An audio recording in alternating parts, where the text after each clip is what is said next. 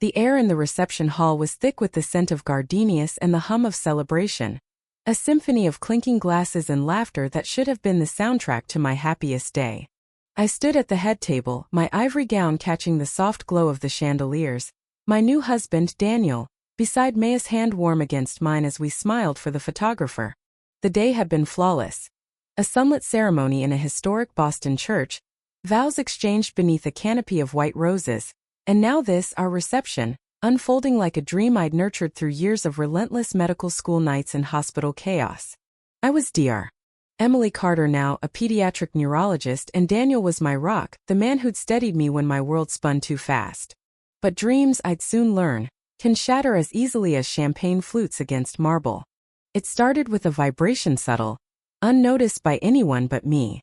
Daniel's phone buzzed in his pocket during our first dance. The notes of "Can't Help Falling in Love" wrapping around us like a promise. His smile faltered just for a second, but he brushed it off, pulling me closer. "Work," he murmured, his breath warm against my ear. "They can wait." I believed him because I wanted to, because 3 years of love and an 18-month engagement had taught me to trust the man who'd proposed under a starlit sky in the hospital courtyard. The same man who'd once spent an entire night building me a bookshelf because I'd complained about my textbooks spilling across our apartment floor.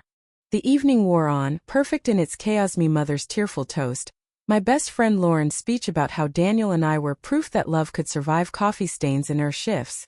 The cake cutting where Daniel smeared frosting on my nose and laughed as I retaliated. I was mid-conversation with my old med school roommate, Jenna, when I saw it. Daniel standing by the bar staring at his phone. The color drained from his face, leaving him a ghost in his tailored tuxedo. His shoulders slumped, his confident posture collapsing like a house of cards in a storm. I excused myself, my heels clicking against the marble as I crossed the room, concern tightening my chest. "Daniel, what's wrong?" I asked, my hand brushing his arm. He didn't look at me, really. His eyes, those warm hazel eyes I'd memorized, stared through me, hollow and distant. "I have to go," he said, his voice a flat, unfamiliar echo. "Go? Go where?" I laughed, a nervous sound that didn't belong at a wedding. "We're in the middle of our reception." He shook his head, stepping back as if my touch burned him. "I can't explain. Not now. Emily, I have to leave." The music swelled, a jazz rendition of some upbeat tune, but it couldn't drown out the panic rising in my throat. "You're scaring me. Whatever it is, we can figure it out together. We just promised that, remember? For better or worse." "I'm sorry," he whispered, his gaze finally meeting mine. Filled with something I couldn't name, guilt, fear, regret? "I made a mistake." "What mistake?" My voice cracked, louder now, drawing curious glances from nearby guests. "Daniel, please. We just got married." "I can't do this," he said, backing away, nearly knocking over a waiter balancing a tray of flutes. The glass crashed to the floor, a sharp, jagged sound that mirrored the fracture in my chest. "I'm sorry, Emily. I have to go." I followed him, my gown bunched in my fists, my pleas bouncing off the polished walls as the reception ground to a halt. Guests stared, whispers rippling through the crowd like wildfire. Lauren caught up to me in the lobby, her hand on my arm as I watched Daniel's silver BMW tear out of the parking lot, taillights disappearing into the Boston night. "What the hell is happening?" she demanded, her voice shaking as much as mine. "I don't know," I stammered, my legs buckling beneath me. She pulled me into a hug as I sank to the floor, the weight of my dress a cruel reminder of a day that had turned to ash. Inside, 200 guests waited for a bride and groom who'd never returned to cut the cake or share a final dance. My perfect love story had unraveled in minutes, and I had no idea why. The weeks that followed were a blur of sterile hospital corridors and sleepless nights. I threw myself into work at Brigham and Women's Hospital, volunteering for every shift, every late-night call, anything to keep the silence at bay. Our apartment, still littered with unopened wedding gifts, and Daniel's half-empty closet, felt like a mausoleum, a tomb for the life I'd thought we'd build. My mother stayed for a while, handling the calls from worried friends and boxing up the crystal vases and monogram towels I couldn't face. Lauren took the wedding photos, stashing them in her basement because I couldn't bear their accusing stares. But eventually they all had to leave, and I was alone with the question that gnawed at me: why? Daniel had vanished. His phone went straight to voicemail, his social media accounts went dark, and his architectural firm's receptionist offered only vague excuses when I called. "He's on indefinite leave," she'd said, her tone clipped and evasive. I'd run into his business partner, Tom, at a coffee shop near the hospital once, but he'd ducked away, muttering something about a meeting. It was as if Daniel had erased himself from my world, leaving nothing but a void. The truth came in fragments, sharp and uninvited. 6 weeks after the wedding, what I now called the collapse, I was in the hospital cafeteria, grabbing a coffee between consults, when Ryan, a mutual friend from Daniel's running club, approached me. His hesitation was palpable, his hands fidgeting with his tray as he slid into the seat across from me. "Emily, how are you holding up?" he asked, his voice soft like he was afraid I'd shatter. "I'm fine," I lied, the practiced smile I'd perfected sliding into place. "Busy. You know how it is." He nodded, then looked away, his jaw tightening. "Daniel hasn't been at the club lately. I figured he'd be too busy with, well, everything. But I heard something the other day. I wasn't sure if I should tell you." My stomach dropped. "Tell me what?" He shifted uncomfortably. "It's about Sophia. His ex. Someone saw them together in Cambridge a few weeks ago. At a cafe near MIT. People are saying she's pregnant." The coffee cup trembled in my hand, hot liquid sloshing over the rim. Sophia. Daniel's ex-girlfriend from years before we'd met, an interior designer with a sharp wit and sharper ambition who'd left him for a job in Paris. He'd told me she was history, a chapter closed long before I'd spilled tea on his jacket in that hospital cafeteria 3 years ago. "Pregnant," I repeated, the word tasting like bile. Ryan winced. "I thought you should know. I mean, maybe it's not true, but after what happened, I figured you deserved to hear it from someone who cares." I thanked him, my voice mechanical, and stumbled back to my office. The pieces clicked into place with brutal clarity. The text, the panic in Daniel's eyes, his sudden exit. Sophia had reached out, and whatever she'd said had been enough to make him run from our wedding, from me, from us.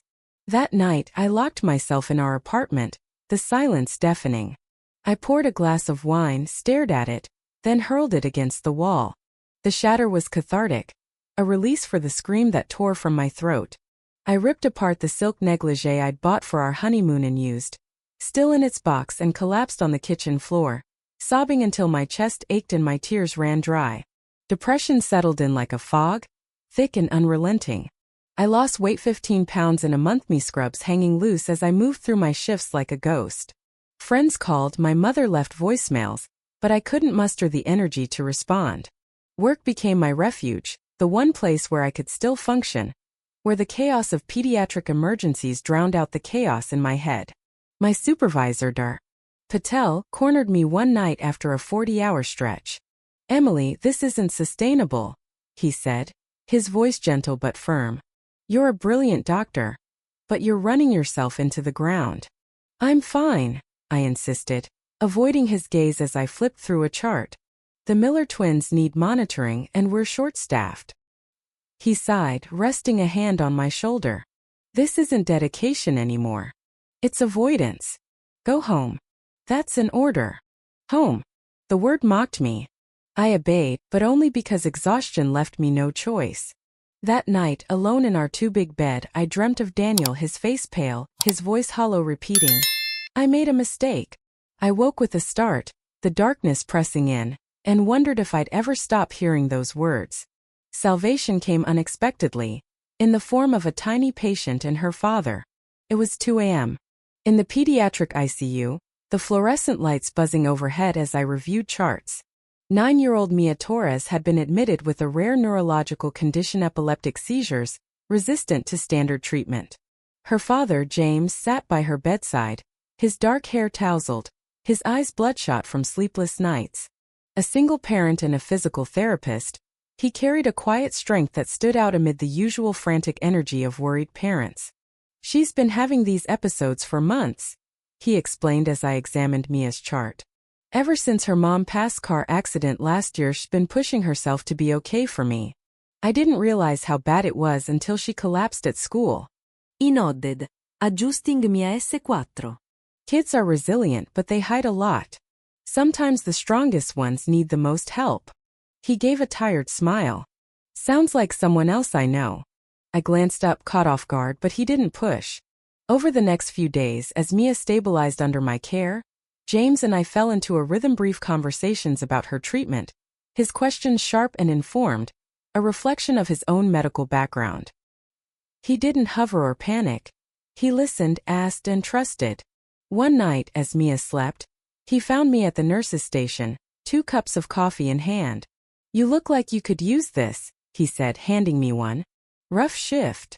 Rough year," I admitted, surprising myself. The words slipped out, unguarded, and he didn't flinch. "Want to talk about it?" "You don't have to," he added quickly. "But Mia's asleep and I'm a good listener." Maybe it was the exhaustion, or the way his steady presence reminded me of a time when I'd felt safe, but I told him. In halting, broken sentences, I spilled the story of Daniel, the wedding, the betrayal. He listened without judgment, his expression softening as I spoke. "My wife Elena died suddenly too," he said when I finished. "Not the same, I know, but it leaves you questioning everything you thought you understood about life. Gets easier though. Not better necessarily, but easier to carry." "Does it?" I asked, my voice small. "Some days," he said with a faint smile. "They start to outnumber the bad ones eventually." We started meeting for coffee outside the hospital, casual, friendly, a lifeline I hadn't known I needed. James didn't push or pry. He simply existed alongside me, a companion in grief who understood the weight of loss without trying to fix it.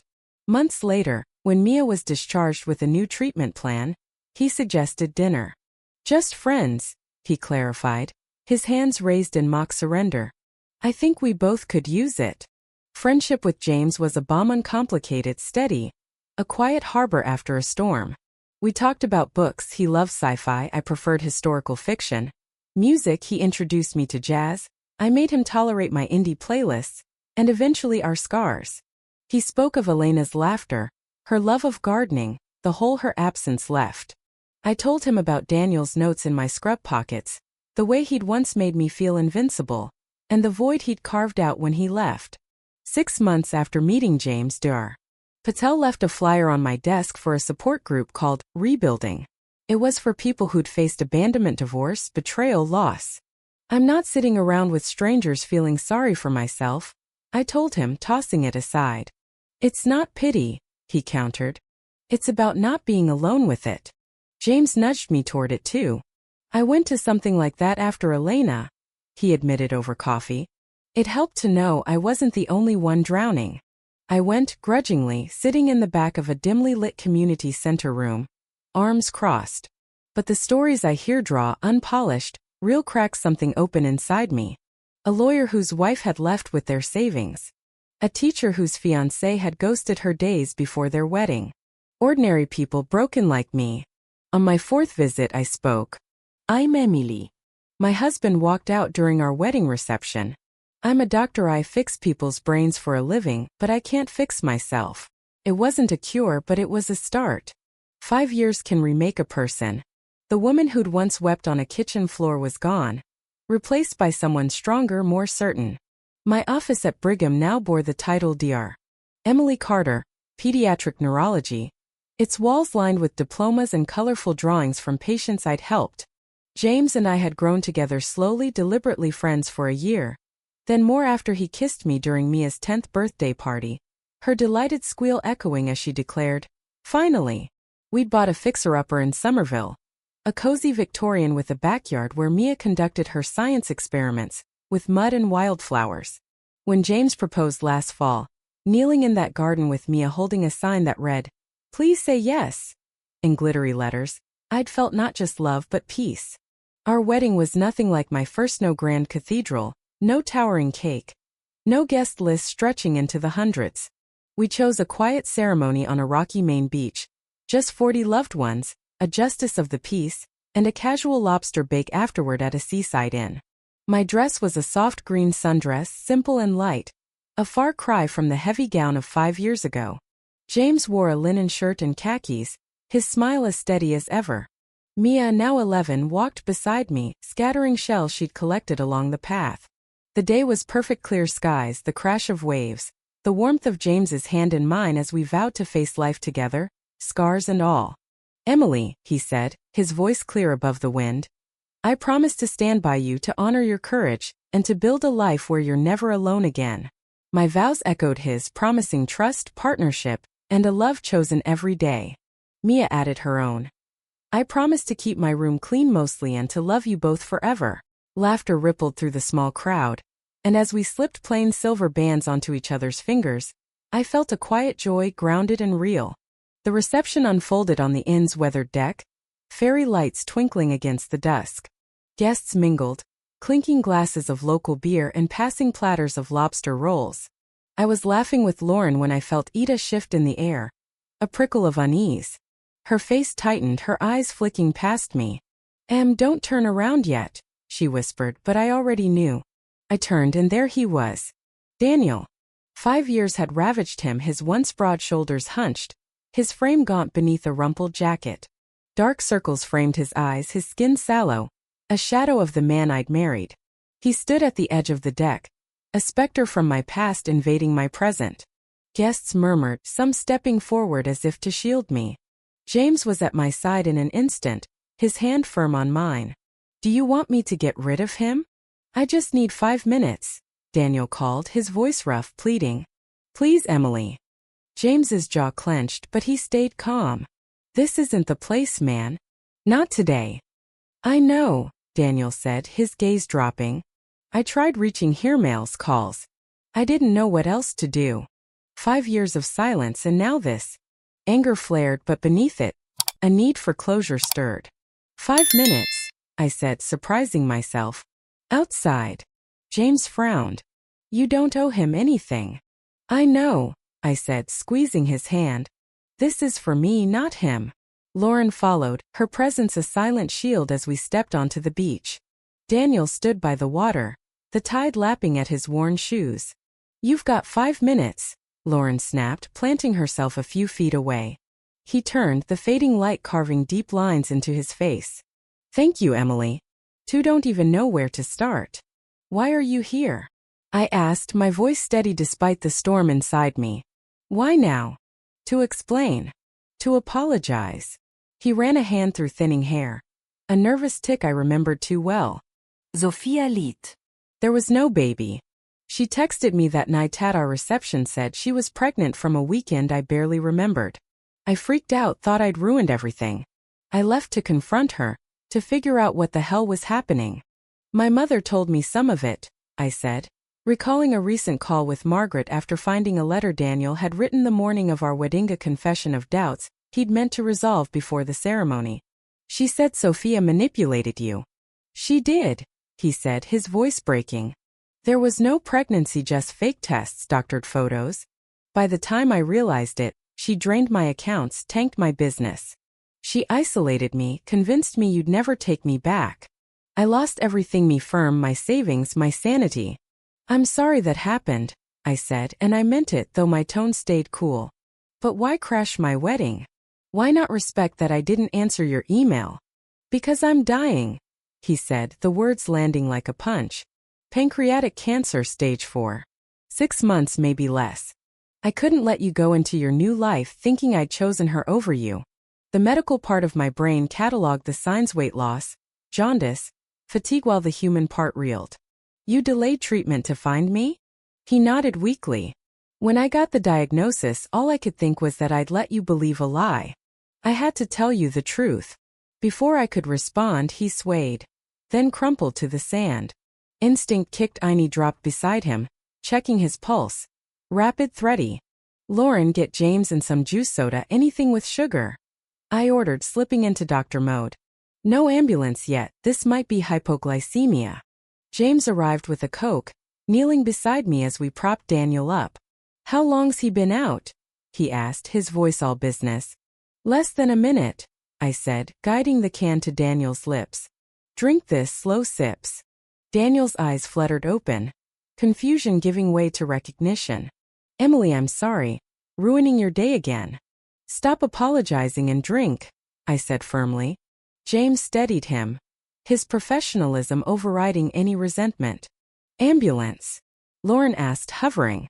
Not yet, James replied, checking Daniel's pupils. When was your last treatment?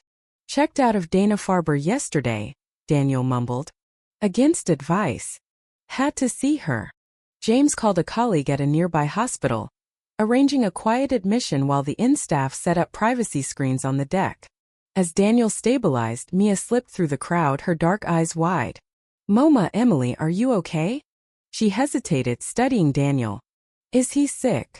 Yes, sweetie, James said gently. An old friend who's not feeling well. You look like I did when my seizures were bad, Mia observed, fearless and frank. Are you sad because you're sick, or something else? Daniel managed a faint smile. Both, I think. You're Mia, right? Your parents are lucky. She nodded solemnly. When I'm scared, Dad says we can be brave and still need help. That's why we have Emily. Her words hung there, simple and profound. James made a decision, looking to me for confirmation. We'll get him to the hospital tonight, then back to Boston tomorrow. You don't have to, Daniel began. We're doctors, James cut in. It's what we do. Our honeymoon was delayed a week in Bar Harbor, swapped for 3 days coordinating Daniel's care. We learned more as he talked. Sophia's abuse had been textbook gaslighting, isolation, threats. He tried to reach me, but shame and her lies had kept him trapped. I thought I deserved it, he admitted one afternoon, his forehead dripping steadily. Walking out was unforgivable. I hated you for a long time, I said, the confession raw. But hate's heavy. I don't want to carry it anymore. On our last day, we left him with a plant for his room and a drawing from Mia's stick figures labeled, My Family plus Daniel. His hand shook as he took it. She's got your heart, he said to James, then to me, and your strength. We flew to Bar Harbor that afternoon, the past receding like the coastline below. Some wounds don't heal completely, they become part of you. A quiet ache woven into something larger, something beautiful. With James's hand in mine and Mia's laughter waiting at home, I knew I'd built a future not defined by loss, but enriched by a mosaic of scars and second chances, shimmering in the light of a life reclaimed. If you were the one in this story, how would you react? Would you stand up and fight back, or accept the unreasonable pressure and control from the HOA? Share your thoughts in the comments below. And don't forget to subscribe, like, and share this video with more people. Your small action gives us the motivation to keep bringing you more intense and engaging stories. Thanks for watching, and we'll see you in the next video.